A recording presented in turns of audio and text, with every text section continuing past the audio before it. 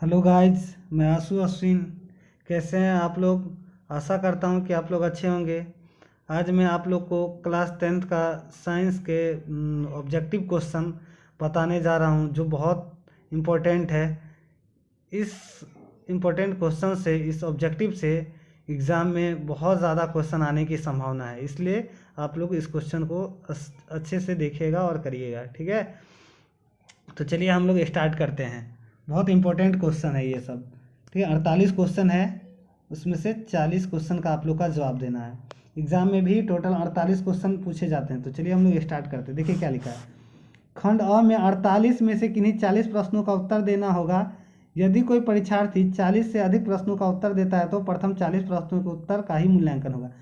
Total 48 question रहता है objective, उसमें से 40 का ही आप लोग को आंसर देना है। अगर 40 से ज़्यादा देते हैं तो उसका चेक नहीं होगा, यानी कि 40 से ज़्यादा का नंबर नहीं मिलेगा, यानी कि 40 तक ही चेक होगा, उससे ज़्यादा चेक नहीं होगा अगर 40 से ज़्यादा आप लोग आंसर देते हैं तो, ठीक है। चलिए तो हम लोग क्वेश्चन स्टार्ट करते हैं। क्वेश्चन क्या है, ठीक है। पहला क्वेश्चन से हम लोग स्टार्ट करते हैं। पहला क्वेश्चन क्या कहता है, ये थोड़ा बड़ा कर देते हैं। प्रकाश के परावर्तन के कितने नियम हैं? प्रकाश के परावर्तन के कितने नियम हैं? तो प्रकाश के परावर्तन के 2 नियम हैं। कितने नियम हैं? प्रकाश के परावर्तन के 2 नियम हैं, ठीक है। कौन कौन? तो आपतित किरण, परावर्तित किरण और आपतन बिंदु पर डाला गया लंब तीनों एक ही समतल में होता है। कौन कौन? आपतित किरण, परावर्तित किरण और आपतन बिंदु पर डाला गया लंब तीनों एक ही समतल में होता है। दूसरा, आपतन कोण परावर्तन कोण के बराबर होता है। दूसरा क्या हुआ? आपतन कोण परावर्तन कोण के बराबर होता है, ठीक है। आपतन कोण परावर्तन कोण के बराबर होता है, यानी कि कोण आई बराबर कोण आर। चलिए अगला क्वेश्चन पे हम लोग चलते हैं। अगला क्वेश्चन क्या कहता है? क्वेश्चन नंबर 1 हो गया। क्वेश्चन नंबर 2, क्वेश्चन नंबर 2 क्या कह रहा है? दिख रहा है आप लोगों को क्वेश्चन? क्वेश्चन स्टार्ट करें। वायु में गमन करती प्रकाश की एक किरण जल में तिरछी प्रवेश करती है। यह किरण क्या बोल रहा है कि वायु में गमन करती प्रकाश की एक किरण जल में तिरछी प्रवेश करता है। जल में प्रवेश कर रहा है, यानी कि विरल माध्यम से सघन माध्यम में प्रवेश कर रही है। तो जब प्रकाश विरल माध्यम से, ये सघन माध्यम हो गया, लीजिए कि विरल माध्यम से सघन माध्यम में प्रवेश करता है तो क्या हो जाएगा? अविलंब की ओर मुड़ जाती है। और वही सघन माध्यम से विरल माध्यम में प्रवेश करता है तो क्या हो जाता है? अविलंब से दूर हट जाती है। तो यहाँ पे क्या पूछ रहा है? ये पूछ रहा है जल में तिरछी प्रवेश करती है, यानी कि सघन माध्यम में जा रही है। सघन माध्यम में जा रही है तो इसका सही आंसर क्या हो जाएगा? इसका सही आंसर हो जाएगा अविलंब की ओर झुकेगी, ऑप्शन नंबर ए।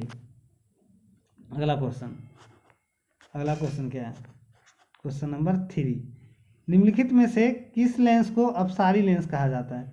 निम्नलिखित में से किस लेंस को अपसारी लेंस कहा जाता है? अपसारी लेंस किसे कहा जाता है? देखिए अपसारी, तो क्या हो जाएगा आंसर? अवतल लेंस। अपसारी है तो अवतल लेंस।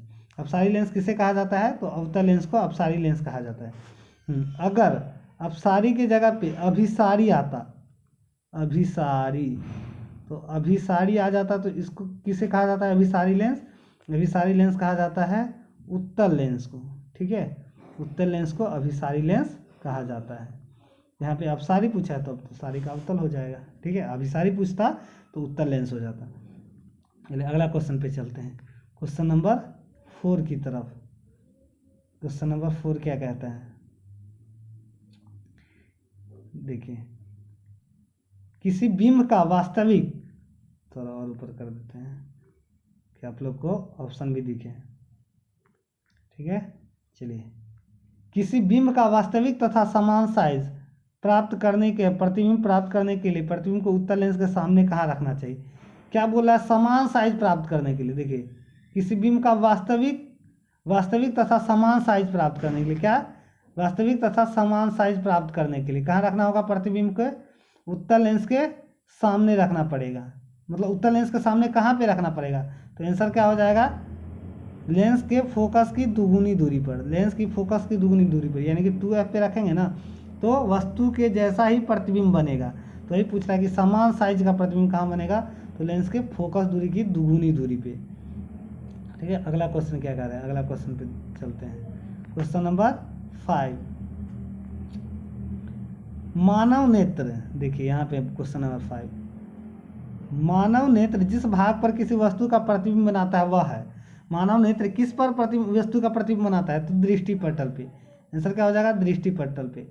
दृष्टि पटल पे क्या करता है, मानव नेत्र वस्तु का प्रतिबिंब बनाता है, दृष्टि पटल पे बनाता है, तभी तो वस्तु को हम लोग इमेजिन कर पाते हैं, इमेजिन करवाते हैं। ठीक है, तो दृष्टि पटल, मानव नेत्र किस पर प्रतिबिंब बनाएगा, तो दृष्टि पटल पे बनाएगा। आप लोग कंफ्यूजन मत कीजिएगा यार, कोई कोर्निया मार देता है तो कोई पुतली मार देता है। ठीक है, तो मानव नेत्र जिस भाग पर वस्तु का प्रतिबिंब बनाता है वो एक्चुअली दृष्टि पटल पे ही बनाता है, तो सही आंसर क्या हो जाएगा, दृष्टि पटल। ठीक है, चलिए क्वेश्चन नंबर 6 पे चलते हैं। 6 क्या कह रहा है, किसी माध्यम के अपवर्तनांक का मान होता है। देखिए यहाँ, किसी माध्यम के अपवर्तनांक का मान क्या होता है, अपवर्तनांक का मान क्या होगा, तो इसका ऑप्शन यहाँ पे है। देखिए पहला है साइन आई बट्टे साइन आर, तो यही आंसर हो जाएगा। अपवर्तनांक क्या होता है, तो साइन आई बट्टे साइन आर। अगला क्वेश्चन पे चलते हैं। किसी लेंस के आवर्धन का ऐसा ही मात्रक निम्नलिखित में से कौन है। लेंस का आवर्धन पूछ रहा है, आवर्धन पूछ रहा है, तो ये मात्रक विहीन हो जाएगा, क्योंकि इसका कोई मात्रक हम लोग नहीं पढ़े।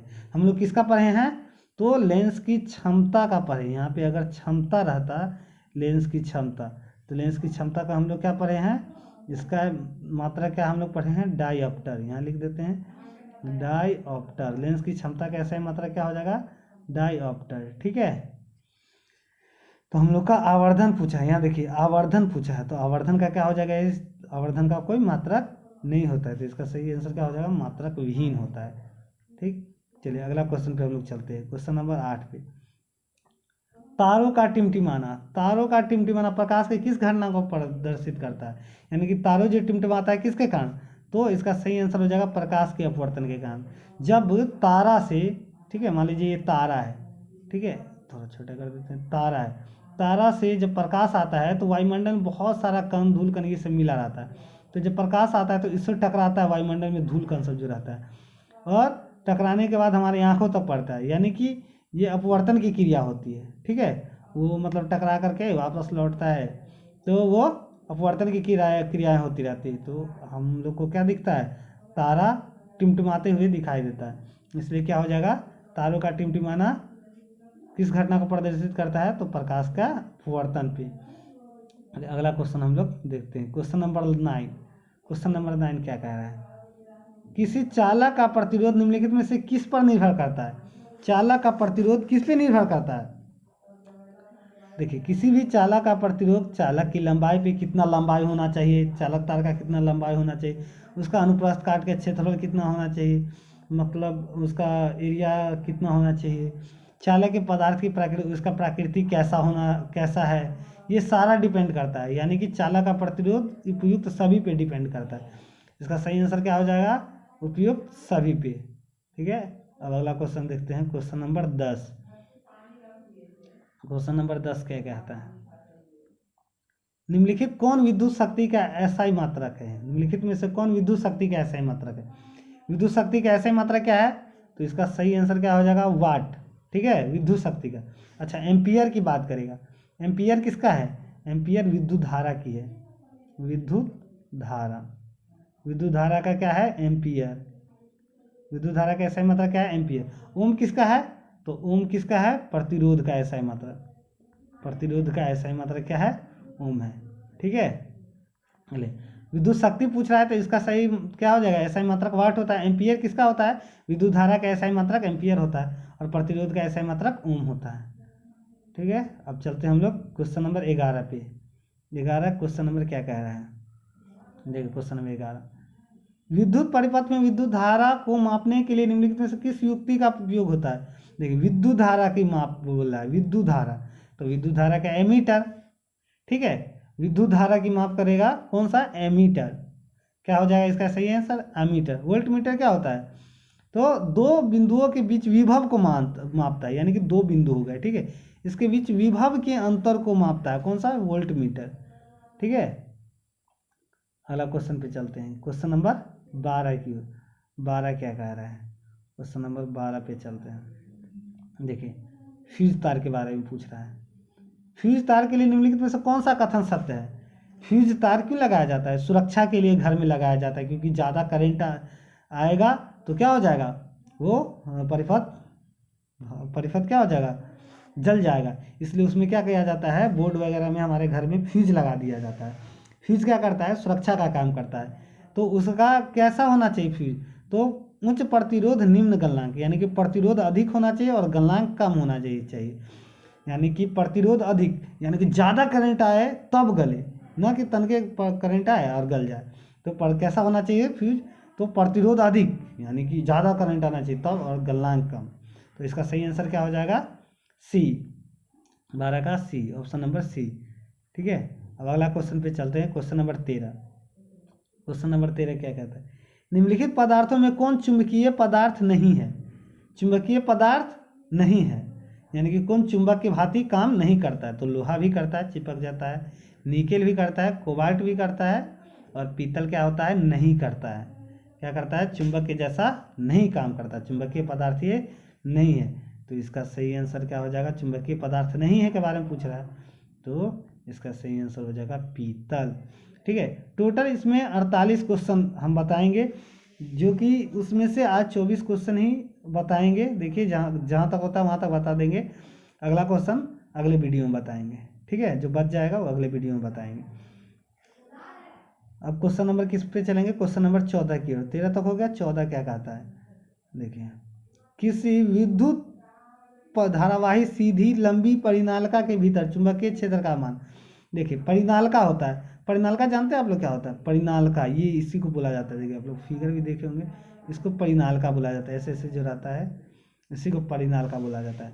तो परिनालिका के भीतर जो है ना चुंबकीय क्षेत्र पूछ रहा है, तो चुंबकीय के क्षेत्र का मान हमेशा समान होता है, यानी कि हर एक बिंदु पर, यहाँ पर भी एक जैसा होगा, यहाँ पर भी एक जैसा होगा, यहाँ पर भी एक जैसा, थोड़ी अलग अलग हो जाएगा। एक ही परिनालिका है, उसके भीतर चुंबकीय क्षेत्र का मान, तो एक परिनालिका तो भाई एक ही होगा ना, तो कितना होगा, इसका ऑप्शन हम आप लोग को दिखला देते हैं। देखिए इसका आंसर क्या है, परिनालिका के अंदर चुंबकीय क्षेत्र क्या हो जाएगा, सभी बिंदुओं पर समान होता है। चुंबकीय क्षेत्र क्या होता है, सभी बिंदुओं पर समान होता है। ठीक है, चलिए अगला क्वेश्चन पे चले हम लोग। अगला क्वेश्चन क्या कहता है, ठीक है देख लेते हैं अगला क्वेश्चन क्या कह रहे हैं। Question number 15। क्वेश्चन नंबर 15 क्या है, विद्युत धारा के चुंबकीय प्रभाव का खोज किसने किया?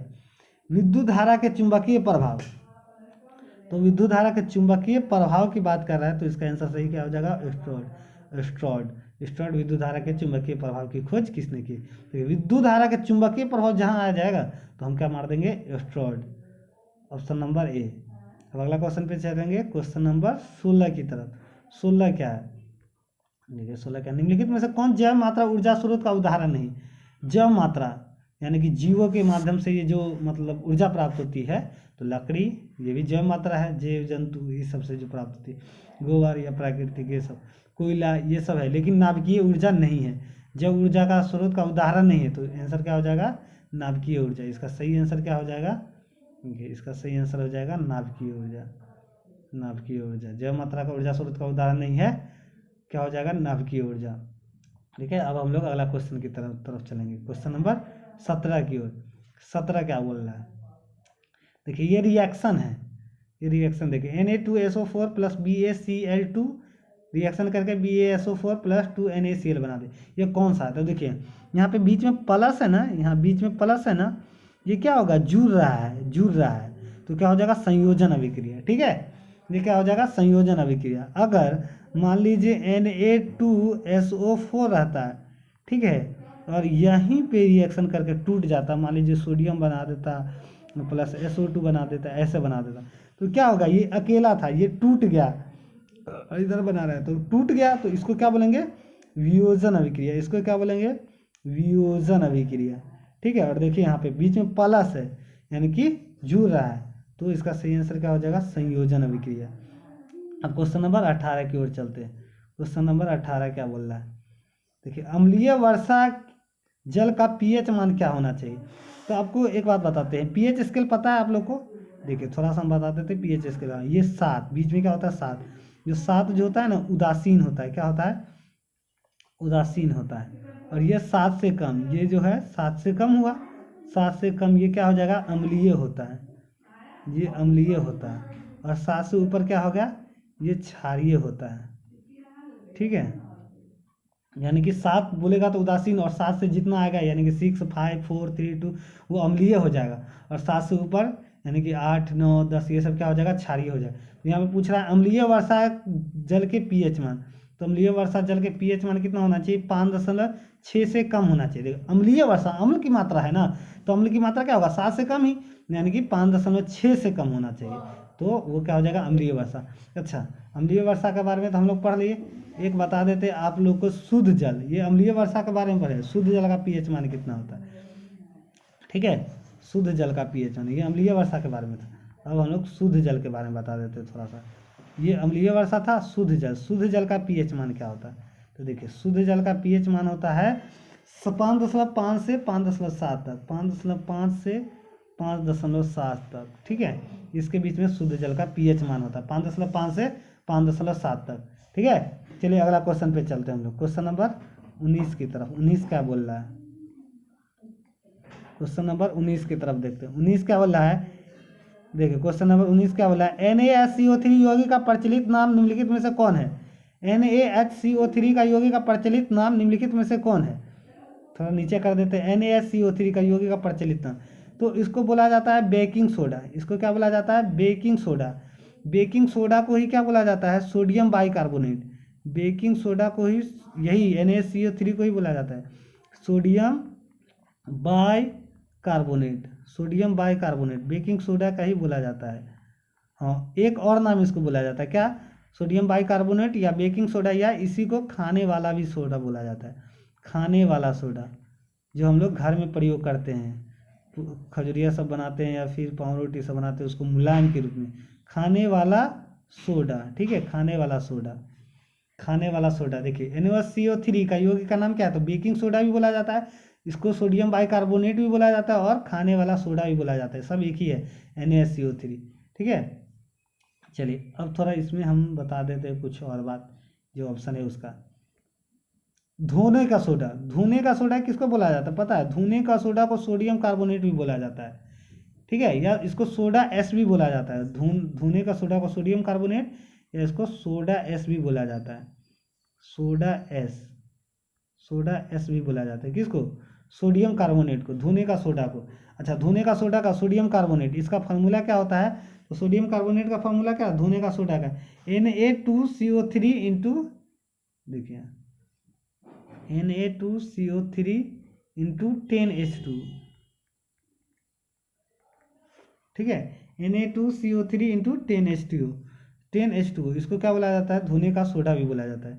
इसका क्या हो गया फार्मूला, Na2, फिर से लिख देते हैं, Na2CO3 इंटू 10H2O।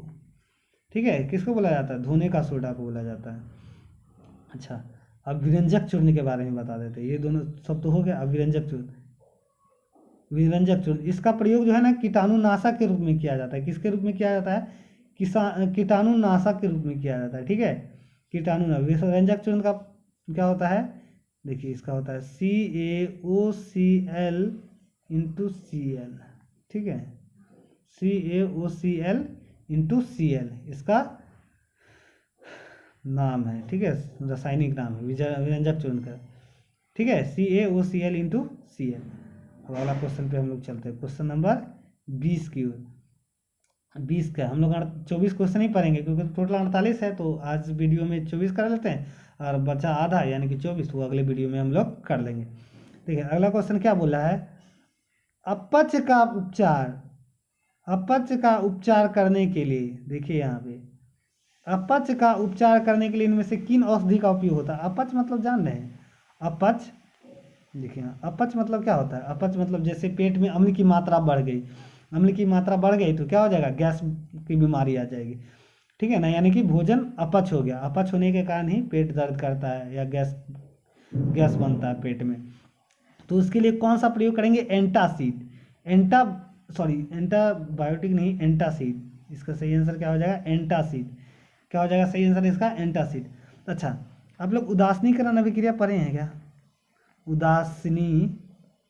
उदासीनीकरण अभिक्रिया। देखिए उदासीनीकरण अभिक्रिया, उदासीनीकरण अभिक्रिया में क्या होता था कि अम्ल क्या करता है, क्षार से अभिक्रिया करके, अम्ल क्षार से अभिक्रिया करके क्या बना देता है, लवण तथा जल बना देता है। ठीक है, अम्ल क्षार से अभिक्रिया करके लवण तथा जल बना देता है। तो देखिए अपच हुआ, यानी कि अपच क्या हुआ, पेट में अम्ल की मात्रा बढ़ा। तो अम्ल हो गया तो रिएक्शन करवाने के लिए क्या चाहिए, क्षार चाहिए। तो इसलिए एंटासिड में क्षार होता है, या गैस के गोली एसिलॉक वगैरह में क्षार होता है। तो वही क्षार से इसको अभिक्रिया कराते हैं। अम्ल को जब क्षार से अभिक्रिया करा देते हैं तो क्या होता है, लवण तथा जल बन जाता है, यानी कि पेट से गैस खत्म हो जाती है। ठीक है, पेट दर्द करना कम हो जाता है, खत्म हो जाता है पेट दर्द करना, यानी कि अम्ल को क्षार से अभिक्रिया करा। जो भी अपच हुआ, यानी कि अम्ल की मात्रा हमारे पेट में बढ़ गया, इसलिए अपच हुआ भोजन, यानी कि गैस बना। तो क्या करना पड़ेगा, अम्ल की मात्रा बढ़ गई तो उसमें क्या करना पड़ेगा, क्षार से अभिक्रिया कराना पड़ेगा। तो क्षार क्या हो गया, एंटासिड हो गया, एसिलॉक हो गया, या पेंटअप डी होता है, वो सब हो गया। तो इस समय क्या मिला रहता है, एंटासिड यानी कि क्षार। तो ये दोनों रिएक्शन कर लेता है पेट के अंदर, तो लवण तथा जल बनाता है, जिससे क्या होता है, गैस की समस्या खत्म हो जाती है। ठीक है, अब चलते हैं हम लोग क्वेश्चन नंबर 21 की ओर। 21 क्या कहता है, देखिए अच्छा क्वेश्चन है। 21 क्या बोल रहा है, चींटी के डंक एक अम्ल छोड़ जाते हैं जिनके कारण जलन एवं दर्द का अनुभव होता है। यह अम्ल निम्नलिखित में कौन है। देखिए चींटी जब काटता है, चींटी का डंक जब लगता है तो जहाँ लगता है वहाँ पे जलन एवं दर्द महसूस हो रहा है। ठीक है, तो चींटी के अम्ल में, चींटी में कौन सा अम्ल पाया जाता है, तो मिथेनोइक अम्ल। आंसर इसका क्या है, मिथेनोइक अम्ल या फॉर्मिक अम्ल। प्रचलित नाम फॉर्मिक अम्ल है, फॉर्मिक अम्ल। ठीक है, फॉर्मिक अम्ल। ठीक है, फॉर्मिक अम्ल। चींटी के डंक में कौन सा अम्ल पाया जाता है, फॉर्मिक अम्ल। ठीक ना, चींटी के अम्ल में, चींटी के डंक में कौन सा पाया जाता है, फॉर्मिक अम्ल, यानी कि मिथेनोइक अम्ल। अच्छा, इसका ऑक्जेलिक अम्ल के बारे में थोड़ा बता देते हैं। इसमें जो ऑप्शन है उस सब के बारे में बता देते हैं। ठीक है, ऑप्शन है उस सब के बारे में। सिट्रिक अम्ल किसमें पाया जाता है, सिट्रिक अम्ल किसमें पाया जाता है, नींबू तथा संतरा में। नींबू तथा संतरा में सिट्रिक अम्ल पाया जाता है। ठीक है, ऑक्जेलिक अम्ल किसमें पाया जाता है, तो ऑक्जेलिक अम्ल टमाटर में पाया जाता है। टमाटर में ऑक्जेलिक अम्ल किसमें पाया जाता है, टमाटर में ऑक्जेलिक अम्ल पाया जाता है। ठीक है, अगला क्वेश्चन पे चलते हैं। 21 हो गया, क्वेश्चन नंबर 22 की ओर चलेंगे। 22 क्या बोल रहा है, देखिए यहाँ पे अभी तो बताया वही क्वेश्चन आ गया। क्वेश्चन क्या बताया है, ऑक्जेलिक अम्ल निम्नलिखित में से किसमें पाया जाता है। तो ऑक्जेलिक अम्ल किसमें पाया जाता है, टमाटर में। संतरा में कौन सा अम्ल पाया जाता है, संतरा या नींबू में क्या हो जाएगा, सिट्रिक अम्ल। इससे पहले सॉरी गलती बता दी क्या, एक बार चेक कर लेते हैं कौन सा था यहाँ पे। हाँ ठीक है, सिट्रिक अम्ल, नहीं नींबू और संतरा में से ही बोले थे। चलिए यहाँ देखिए अगला क्वेश्चन क्या है, ऑक्जेलिक अम्ल निम्नलिखित में से किस में पाया जाता है। ऑक्जेलिक अम्ल निम्नलिखित में से किस में पाया जाता है, तो सही आंसर क्या हो जाएगा इसका है, टमाटर में ऑक्जेलिक अम्ल पाया जाता है। अच्छा, संतरा में कौन सा अम्ल पाया जाता है, संतरा या नींबू की बात करें, पीछे भी बताएं क्वेश्चन में, पिछले वाला क्वेश्चन में, इसमें भी देखिए सिट्रिक अम्ल ये पूछ रहा है। और इसके बाद सिरका में क्या होता है, सिरका में होता है एसिटिक अम्ल। सिरका में कौन सा अम्ल होता है, एसिटिक अम्ल। ये सब किसमें क्या होता है ये याद कर लीजिएगा, एग्जाम में हर हाल में पूछेगा इसे 1-2 क्वेश्चन। सिरका में एसिटिक अम्ल। और इमली की बात करें तो इमली में कौन सा अम्ल हो जाता है, तो इमली में कौन सा अम्ल हो जाता है, टोटोरिक अम्ल। इमली में कौन सा अम्ल होता है, टोटोरिक अम्ल होता है। ठीक है, ये बहुत अच्छा क्वेश्चन है, इसको तो बराबर देख लीजिएगा। टमाटर में ऑक्जेलिक अम्ल, संतरा या नींबू में सिट्रिक अम्ल, सिरका में एसिटिक अम्ल, इमली में टोटोरिक अम्ल। ठीक है, ये अम्ल वाला अच्छा से देख लीजिएगा, ये क्वेश्चन आएगा एग्जाम में। ठीक है, अगला क्वेश्चन पे चलते हैं। अगला क्वेश्चन क्या बोलता है, अगला क्वेश्चन कह रहा है कि CaSO4 इंटू हाफ H2O निम्नलिखित में से किस यौगिक का रासायनिक सूत्र है। ये किसका है, तो प्लास्टर ऑफ पेरिस का। किसका है, प्लास्टर ऑफ पेरिस का है। ठीक है, अगला क्वेश्चन पे चलते हैं। निम्नलिखित में से कौन सी धातु, देखिए निम्नलिखित में से कौन सी धातु कमरे के तापमान पर तरल अवस्था में पाया जाता है। यहाँ धातु की बात किया है, धातु जो कि तरल अवस्था में पाया जाता है, तो पारा और एक गैलियम भी आता है, दो होते हैं जो धातु होते हैं, वो धातु की बात कर रहे हैं यहाँ। धातु कमरे के तापमान पर तरल, तो पारा का क्या होता है, Hg होता है ना, और गैलियम का क्या होता है, Ga, ठीक है। और हाँ, अगर यहीं पे धातु के जगह पे देख, ठीक है, धातु के जगह पे यहाँ पे अधातु कर देता है, यहाँ पे हम लिख लेते हैं, अगर अधातु अधातु बोलता तो अधातु क्या हो जाता, ब्रोमीन। इसका सही आंसर क्या हो जाता, ब्रोमीन। अधातु जो ब्रोमीन होता है वो कमरे के तापमान पर तरल अवस्था में पाया जाता है। यहाँ पे धातु की बात कर रहा है इसलिए पारा हो गया, अगर अधातु की बात करता है तो ब्रोमीन हो जाता है, ठीक है। ये क्वेश्चन समझ में आ गया। चलिए अगला क्वेश्चन पे चलते हैं। अगला क्वेश्चन क्या कहता है, क्वेश्चन नंबर 25 की ओर चलते हैं हम लोग। चलिए रहने दीजिए, 24 हो गया ना, तो अब 24 बचा, वो अगले दिन बताएंगे, ठीक है। 25 से 48 तक अगले वीडियो में बताएंगे, ठीक है। तब तक के लिए धन्यवाद। अगर आपने मेरा चैनल सब्सक्राइब नहीं किए हैं तो चैनल सब्सक्राइब कर दीजिए, बेल घंटी को ऑन कर दीजिए, ताकि जो भी हम वीडियो डालें आपके पास पहुंच जाए नोटिफिकेशन पे। मेरा चैनल को लाइक कीजिए, सब्सक्राइब कर दीजिए, ठीक है, और ज़्यादा से ज़्यादा शेयर कीजिएगा। ऐसे ही 10th का वीडियो या फिर एजुकेशन से संबंधित वीडियो लाते रहेंगे। फिर मिलेंगे अगला वीडियो में, तब तक के लिए बाय, धन्यवाद। ये वीडियो देखने के लिए thank you so much, bye.